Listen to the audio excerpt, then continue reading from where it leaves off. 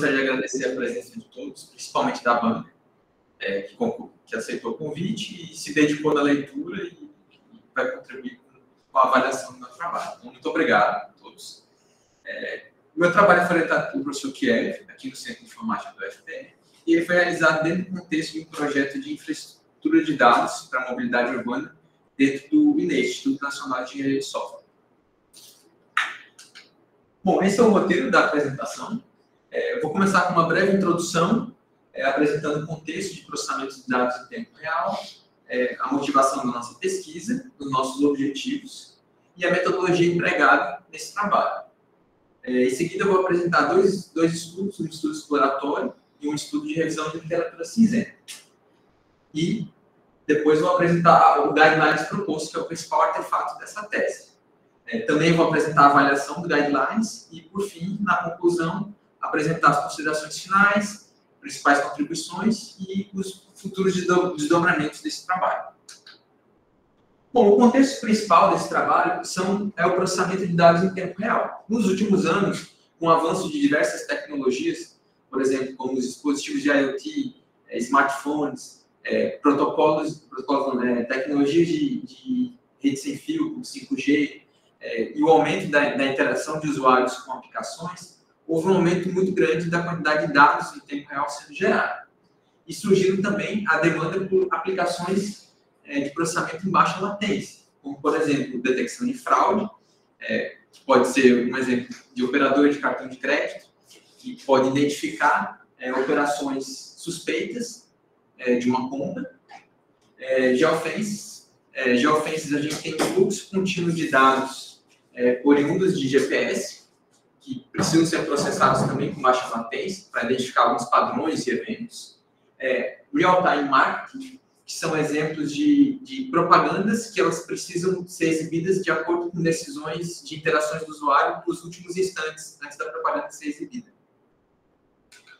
E a gente traz aqui um estudo encomendado pela Seagate, ao IDC, um estudo de 2018, que projetava a quantidade de dados que haveria de dados em tempo real que haveria até 2025. Então, até 2025, segundo a projeção desse estudo, 30% da massa geral de dados gerada por mundo, todo tipo de dado, será dados em tempo real.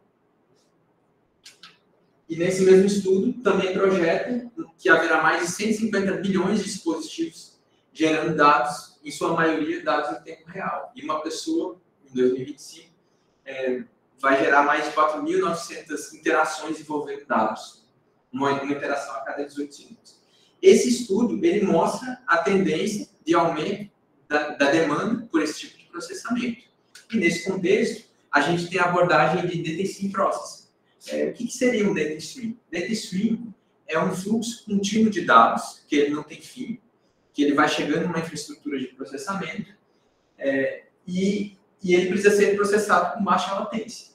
Então, a abordagem Data Stream, ela é uma abordagem que processa os dados on the fly, ou seja, sem um armazenamento prévio. Por que sem armazenamento prévio? Primeiro, pela necessidade de baixa latência, e segundo, porque o volume de dados pode ser tão grande que não tem como armazenar. Você tem que resumir esse dado, tirar o valor dele e, dependendo do caso, descartar esse dado. Então, essa é a abordagem de Data Stream. Em volta das tecnologias envolvendo Data Stream, o mercado tem feito muitos avanços, tem demonstrado interesse. Isso pode ser visto com o envolvimento de grandes empresas, as Big Techs, por exemplo, IBM, Amazon, Google, Facebook, Microsoft. Também empresas que trabalham na área de dados também estão abraçando projetos open source, como Confluent, Databricks, fornecendo plataformas baseadas em projetos open source, treinamentos, certificações, inclusive a Databricks. Ela tem focado bastante na plataforma de processamento de streaming. Esse ano, essa empresa atingiu 43 bilhões de dólares em valor de mercado, e ela está bastante envolvida nesse contexto. No contexto de ferramentas open source, a gente tem o Spark, o Kafka, o Apache Flink, o Storm, sendo que muitas delas surgiram no contexto de redes sociais, que é um tipo de aplicação que gera muita interação e muitos dados, e precisam ser processados. Então, o Storm surgiu no contexto do Twitter e o Kafka no contexto da LinkedIn, e depois se tornando ferramentas open source. A Facebook também tem uma plataforma interna que eles utilizam, que é o Turbine, e essas grandes Big Techs têm fornecido serviços para o mercado de processamento de streaming, como a Amazon oferece o Kinesis, o Google tem a plataforma Dataflow, a Microsoft tem o Azure, e a IBM também tem a sua plataforma de processamento de streaming. Uma arquitetura típica, uma infraestrutura típica de processamento de streaming, ela envolve, geralmente, os produtores de dados, aqui na esquerda, um broker, que é como se fosse um sistema de mensageria de alta performance, que ele está focado no tempo real, e os consumidores, que são os processadores de streaming, que eles vão aplicar técnicas específicas para processar fluxos de dados, como, por exemplo, janelas temporais, janelas deslizantes, outras técnicas, para tirar alguma informação de valor. Geralmente, a regra de negócio das empresas ela vai estar aqui. Então, por exemplo, numa operação de cartão de crédito, ao identificar uma fraude, pode haver tanto isso ir para um dashboard, para uma decisão de um ser humano, ir para ser armazenado no banco, ou pode gerar uma decisão automática, como, por exemplo, o bloqueio do cartão de crédito.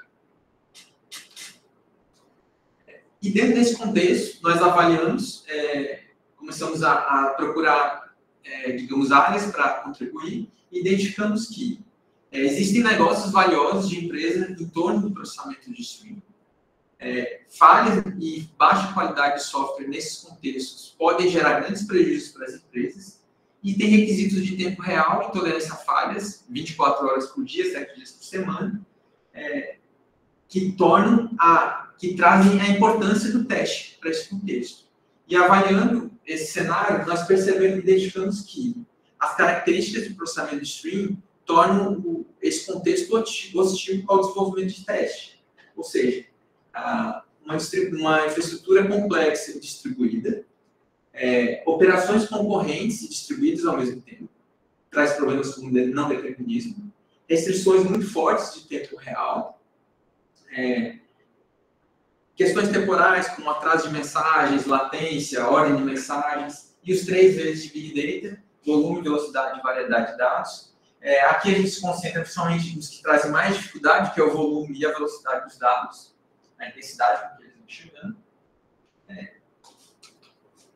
Então, avaliando todo esse contexto que eu mostrei para vocês, buscamos na literatura formal, por artigos, por publicações, por trabalhos nessa área, e não identificamos nenhum trabalho trazendo a figura toda, identificamos que havia uma falta de trabalhos. Existem alguns trabalhos trazendo abordagens específicas para um problema específico, mas não existe nenhum trabalho amplo.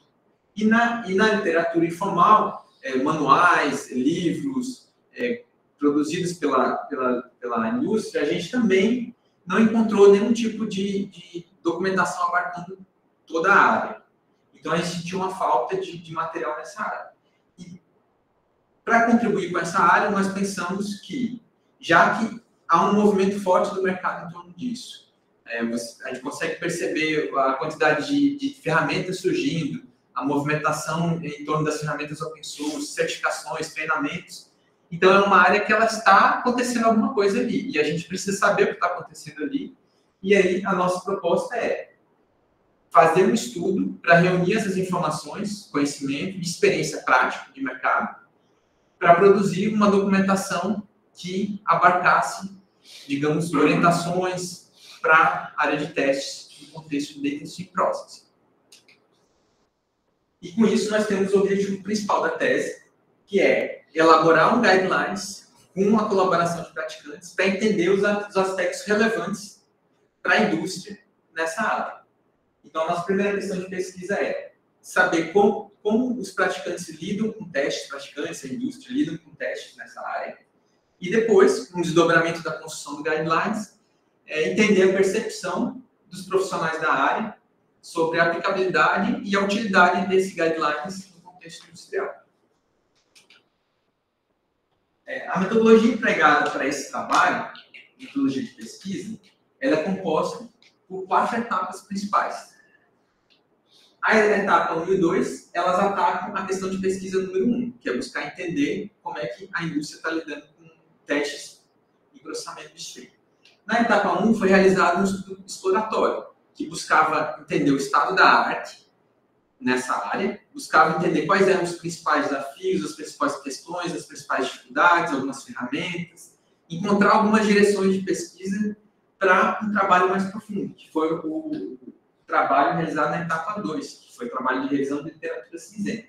Nesse trabalho, a gente já tinha alguns alvos que a gente queria buscar para direcionar nessa busca. Nós realizamos uma revisão de literatura cinzenta para encontrar os desafios, objetivos de testes, os tipos de teste empregado, boas práticas, estratégias para obtenção de dados de testes e ferramentas que estão sendo utilizadas nessa área.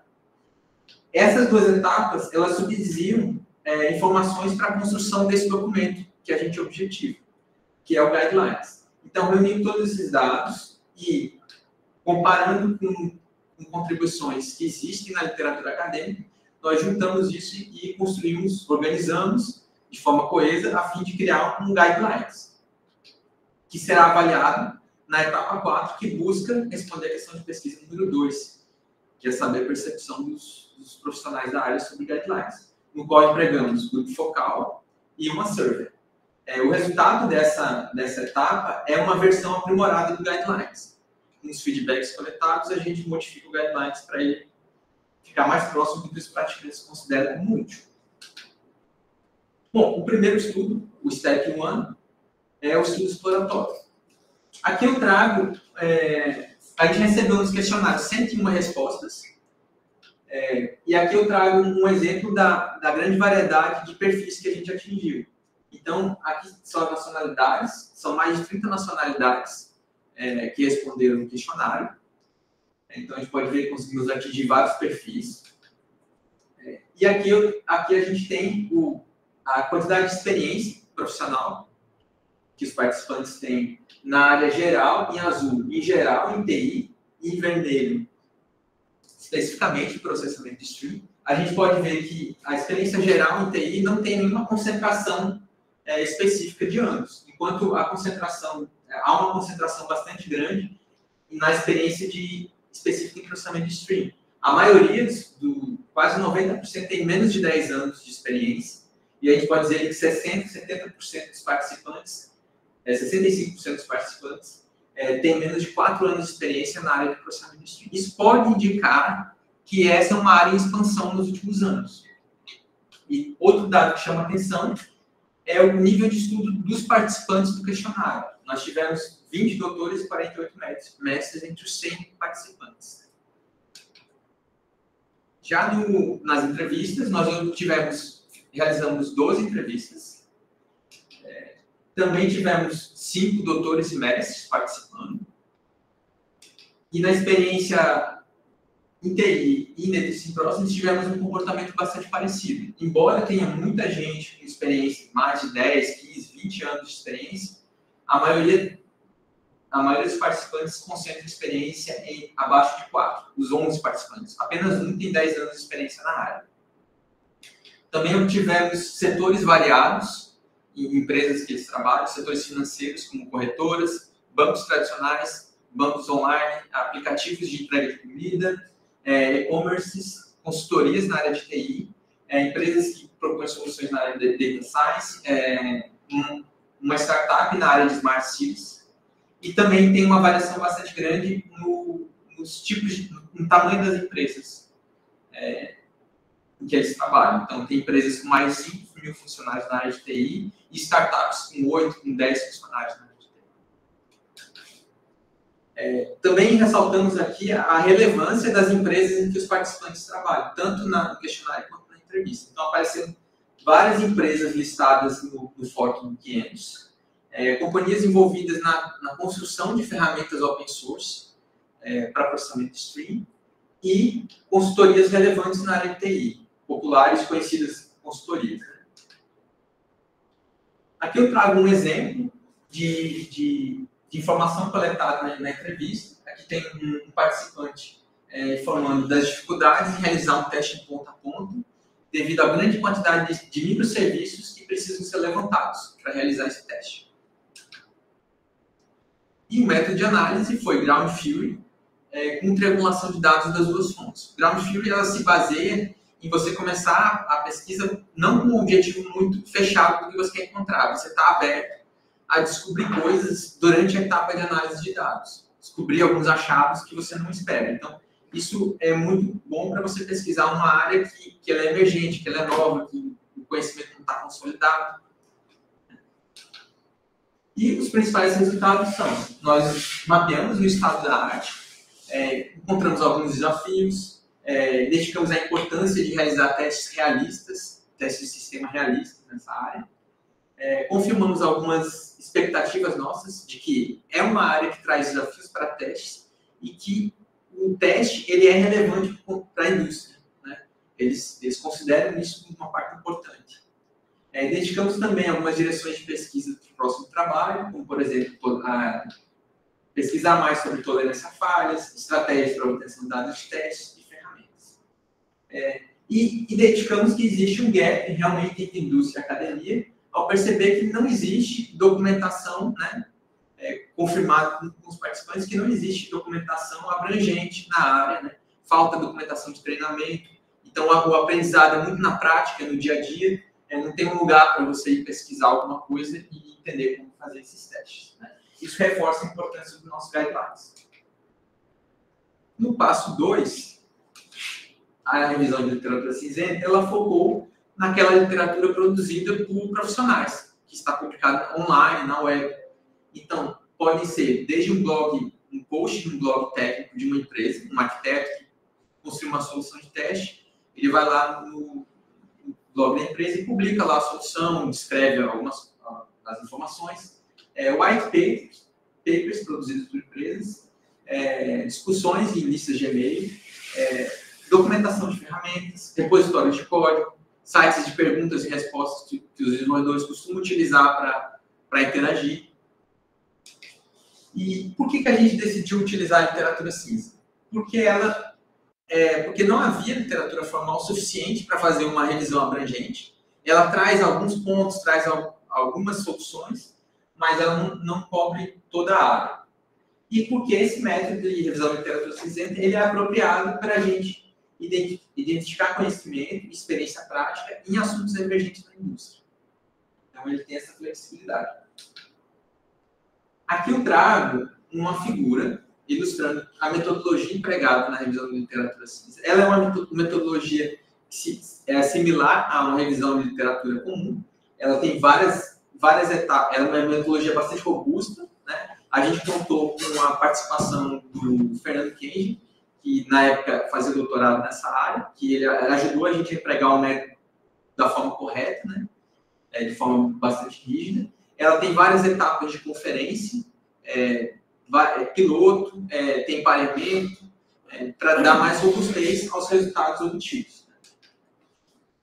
Aqui é um resumo daquela figura de uma forma mais simples para a gente comentar aqui. Então, são 4 etapas principais. Na primeira etapa, foi estabelecidos os objetivos de pesquisa e as questões de pesquisa. Em seguida, estabelecemos a string de busca e realizamos as buscas nas engines. Foi utilizado o Google padrão, em buscas gerais, e também direcionamos o Google para pesquisar em sites específicos, que são LinkedIn, Stack Overflow e Medium, que são, na época, foi o que a gente identificou como os mais populares e utilizados, mais conhecidos, utilizados por praticantes. Na etapa 3, fizemos as seleções das fontes. Aplicando os critérios de inclusão e exclusão, alcançamos 101 fontes. Depois, com o snowballing, chegamos a 154 fontes. Na última etapa, que é a etapa de extração e síntese, realizamos o Quality Assessment e a extração e síntese com um método de codificação.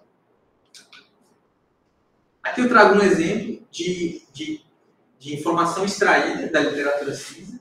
Então, aqui tem um comentário a respeito da dificuldade em construir dados sintéticos de teste que imitem as complexidades de um dado real, do mundo real.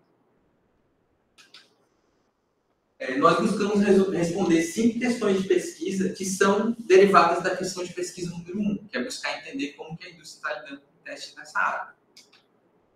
Para a primeira questão de pesquisa, a gente identificou 4 desafios principais. primeiro desafio é a complexidade das aplicações que processam esse tipo de dados. Então, elas possuem muitas fontes de dados, múltiplas etapas de transformação de um dado. Também tem regras e lógicas complexas. Tem operações que armazenam estados. Isso, quando o sistema distribuído se torna mais problemático, porque traz um não determinismo. Outro ponto é a infraestrutura de teste, que possui muitos serviços distribuídos em nuvem, uma grande variedade de tecnologias integradas, e isso torna ela difícil de produzir em ambiente de teste, de forma realista. A obtenção de dados de teste também é um desafio, por causa das regulações, as leis de privacidade, que estão ficando cada vez mais rígidas nos últimos anos, e pela dificuldade em construir dados em conjuntos de dados de testes realistas. Por último, questões temporais, que são as janelas que trazem dificuldades para testes, eventos fora de ordem, eventos atrasados, a latência de rede, que é difícil de simular, né, no ambiente de teste. Na questão de pesquisa 2, nós buscamos entender os principais propósitos de teste. Então, a corretude.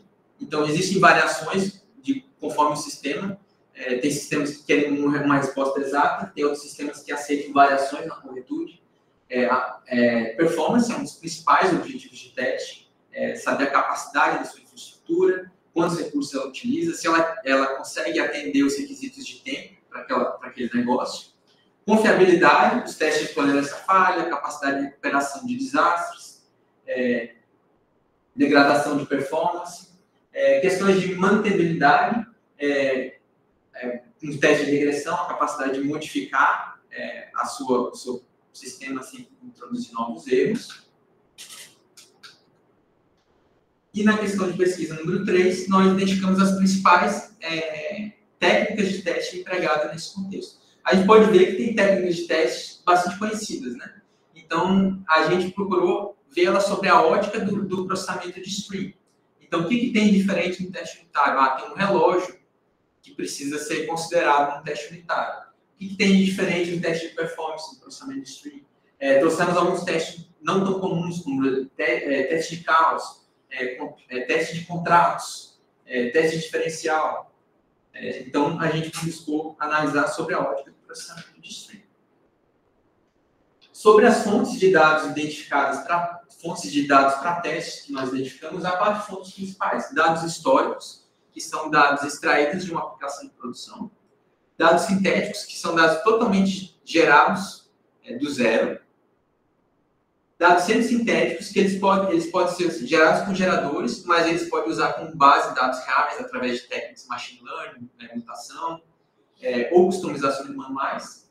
E uma outra técnica que ele identificou é espelhamento de dados de produção para ambiente de teste. Depois eu vou discutir mais detalhes. A respeito das ferramentas, identificamos um total de 50 ferramentas.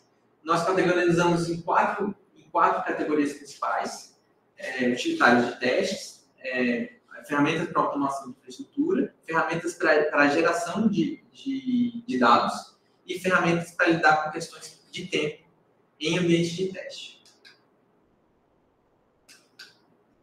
Aqui tem um resumo dessas 50 ferramentas, do que a gente categorizou. A gente colocou o nome da ferramenta, o autor, a licença, as principais abordagens de testes empregadas. É uma lista com um total de 50 ferramentas que está lá no artigo e na tese. Na etapa 3, acabando a etapa 1 e 2, que é a parte de buscar conhecimento, a gente já tinha uma quantidade de informações suficientes para produzir o guidelines. Então, por que criar um guidelines para teste? Por que a gente escolheu esse tipo de documento? Primeiro, porque a gente identificou que não havia nenhum documento desse tipo e havia uma necessidade por esse tipo de documento. Não tem material de treinamento nessa área, então as pessoas acabavam tendo que aprender na prática, no dia a dia, na troca de informação, lendo um blog. Então, essa é a forma de aprendizado. A preferência, também identificamos que existe uma preferência, através de alguns outros estudos que a gente referencia, que existe uma preferência dos profissionais por pesquisar por fontes online, primeiro. Então, ele está com uma dúvida, ele vai primeiro numa fonte online, antes de ir num artigo formal, ele vai tentar por essa fonte primeiro. E o guideline ele vai representar uma contribuição da academia para a indústria, uma contribuição que seja útil, que seja usável. Aqui eu vou mostrar rapidamente o guidelines produzido. A gente buscou se basear em guidelines tipicamente utilizados por profissionais da área. Então, olhamos aqui, por exemplo, esse 12 App Factor e outros guidelines. E a gente disponibilizou eles no site para ter fácil acesso. Eu vou mostrar aqui rapidamente para vocês. O objetivo dessa demonstração aqui é só para a gente ver como é que é a cara do guidelines. Quando abre o site, a gente tem aqui as principais guias, todas em formato resumido, e no final a gente tem um exemplo de um cenário de aplicação. Se o usuário tiver necessidade por ter um grau maior de informações, ele pode clicar e acessar de forma detalhada as orientações. Ele também conta com alguns quadros auxiliares que trazem, por exemplo, esse quadro traz informações que devem ser coletadas na etapa inicial. Vocês não precisam ler agora, que depois eu vou explicar o guidelines. Aqui é só para ver como ele funciona. Aqui, por exemplo, no 6, a gente tem referências internas para o próprio guidelines. Ao clicar aqui, ele leva para um quadro.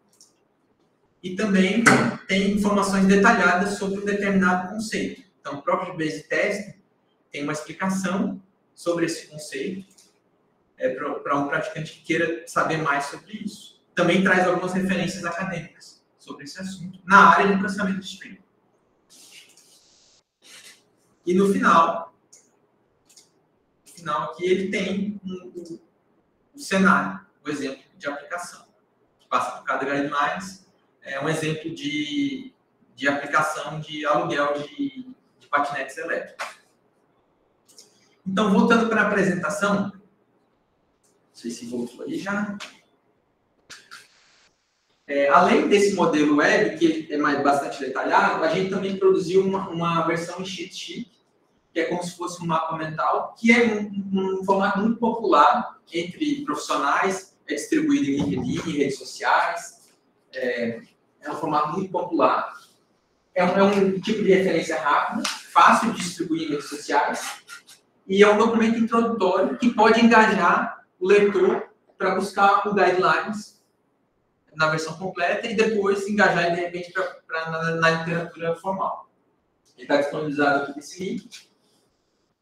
E aqui a gente tem as 7 guias principais, sendo que não tem uma ordem específica de leitura, mas a gente, para um leitor que está começando do zero, a gente recomenda seguir essa ordem, não faz sentido, mas também pode ser utilizado em formato de consulta. Se eu quero saber apenas só sobre estratégias para obtenção de dados de teste, eu posso ir direto no Guideline 6.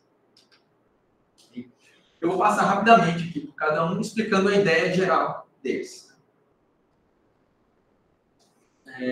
Então, o Guidelines 1 ele se preocupa com o levantamento de informações para testes.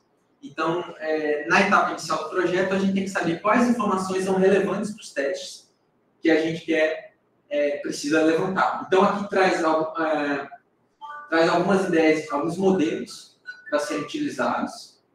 Por exemplo, o ML, DPMN. E também, esse Guidelines traz um quadro que traz algumas informações que podem ser levantadas nessa etapa.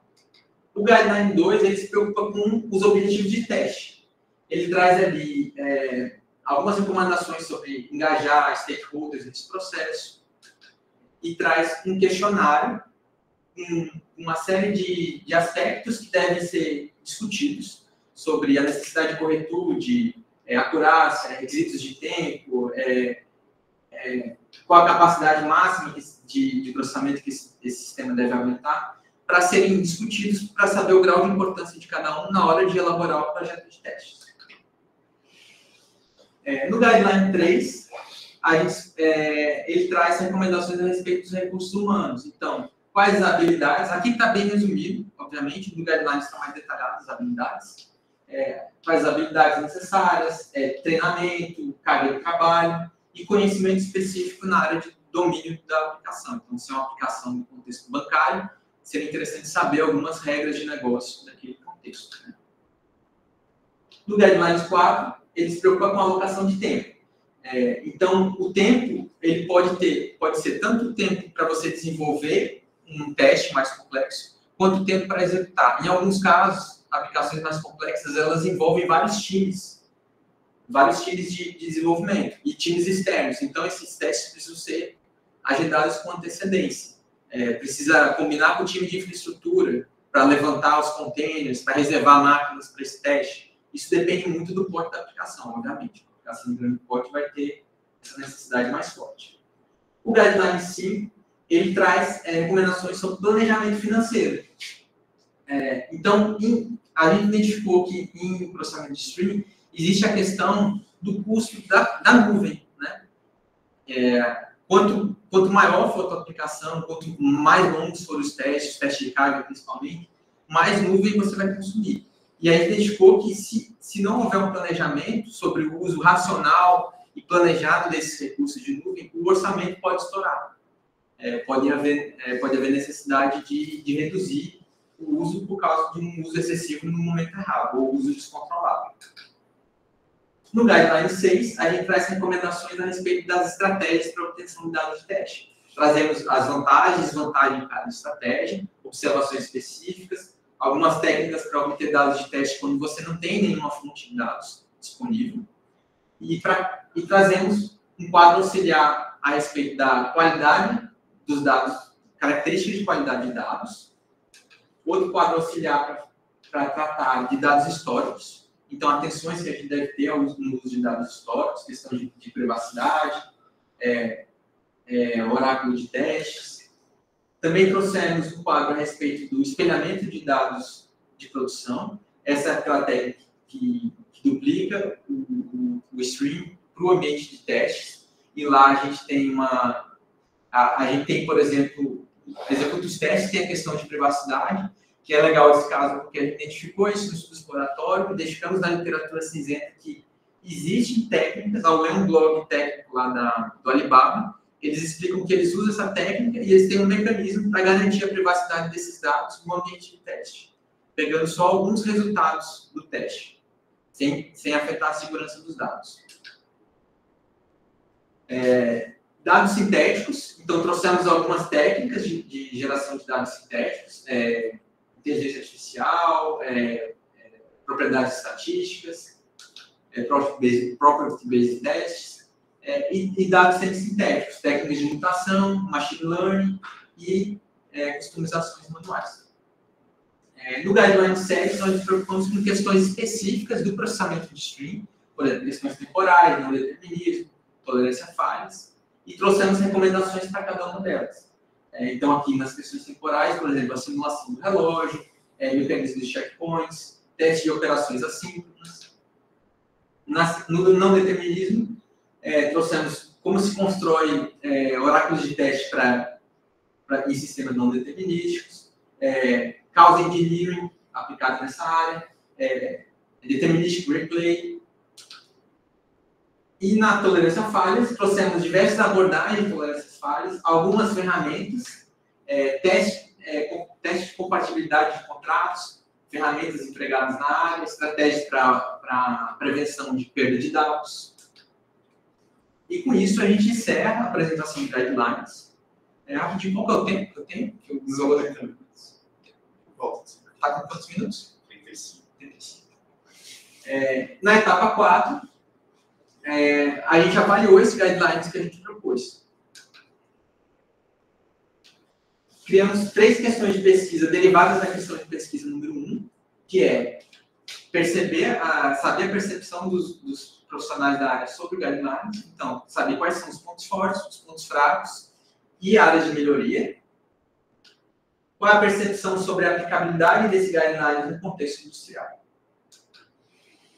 Essa é a nossa metodologia de avaliação. Então, aqui a gente tem as etapas realizadas no grupo focal e aqui na survey. A análise dos dados serão reunidos e analisados em conjuntos, com ponto de regulação. A survey aqui entrou no caso principalmente para a gente ter uma segunda fonte para confirmar ou refutar os achados no grupo focal, porque ele é muito mais denso e traz muito mais informação. Os resultados que a gente trouxe foram realizados 3 grupos focais, cada um com 3 participantes, com 73 minutos, 78 minutos e 101 minutos.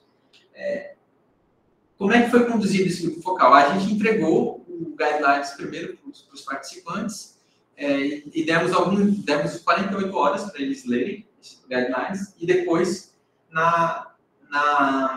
durante o grupo focal, nós revisamos os guidelines, demos um tempinho para eles revisarem. Tivemos apenas um participante que não leu, que acabou lendo na hora. Os outros 8 leram com antecedência. E na survey tivemos 22 participantes. Aqui eu trago um print da ferramenta que a gente utilizou para enriquecer a discussão do grupo focal. É um Miro, um quadro branco, em que a gente criou um roteiro com orientações e com os guidelines e o tempo para cada etapa de discussão, em que os usuários, em que os participantes puderam interagir, colocar comentários, apontar para algum item que ele queria chamar a atenção. Então, a ferramenta ajudou bastante na discussão, enriqueceu bastante a discussão, e ela também armazena algumas informações ali de comentários. O resultado final dessa avaliação indica que a opinião dos participantes indica que, no geral, as recomendações são válidas e valiosas no contexto industrial e aplicáveis no contexto industrial. Embora os praticantes tenham apontado que há necessidade de realizar algumas adaptações conforme o contexto da empresa. Por exemplo, uma grande empresa para uma startup, a aplicação do guidelines é diferente, né? Uma empresa que trabalha na área bancária tem requisitos muito mais fortes do que uma aplicação que trabalha com dados de GPS, de uma locadora de patinete, por exemplo. Então, precisa de adaptações também considerando o processo, onde fica o teste dentro da empresa, em que parte do processo, como que ele é realizado para adaptar para aquele contexto. Alteramos o formato do Guidelines de PDF para o website e incluímos diversas melhorias de feedbacks, né? Incluímos explicações detalhadas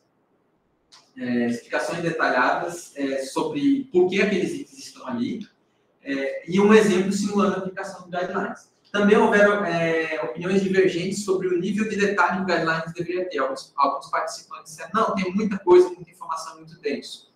Outros disseram que gostariam de ver mais detalhes, explicações e exemplos. Então, por isso, o formato web, ele comporta isso, porque o usuário pode navegar e abrir os itens conforme a necessidade que ele sente, né? Então, a gente acaba atingindo esse. Aqui a gente tem um resumo da quantidade de feedbacks e mudanças promovidas na avaliação para cada guidelines. Então, aqui, por exemplo, guideline 1, a gente tem 7 feedbacks principais e 6 mudanças promovidas. Essa diferença de número é porque alguns feedbacks eles não geram mudanças. Por exemplo, apenas o participante está reforçando que aquele guideline é importante, né? Então, ele não promoveu algumas mudanças. Aqui um exemplo de como que um guideline foi alterado. Então, aqui o Guidelines 3, ele teve a inclusão de um maior espectro de profissionais que devem estar envolvidos na área de teste, habilidades de DevOps, endereçar o aprendizado prático também, e a inclusão de um novo item tratando do conhecimento, da importância do conhecimento de domínio para conduzir testes na área. Então, aqui é um exemplo só do Guideline 3, a gente fez isso com todos. E a conclusão do trabalho.